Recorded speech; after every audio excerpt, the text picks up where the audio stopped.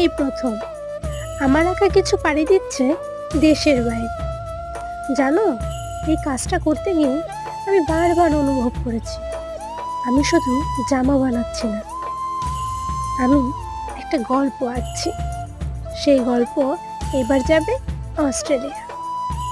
ওর গায়ে থাকবে শুধু রং না, থাকবে একটা আত্মা। আমি শুধু তুলির আঁচড় দিইনি, আমি দিয়েছি মন, দিয়েছি ভালোবাসা। আর আজ এই প্রথম আমি নিজের কণ্ঠে বলছি নিজের গল্প। হয়তো নিখুঁত না, হয়তো একটু কাঁচা, কিন্তু এটা আমি, এটা ঐশীর ড্রিম।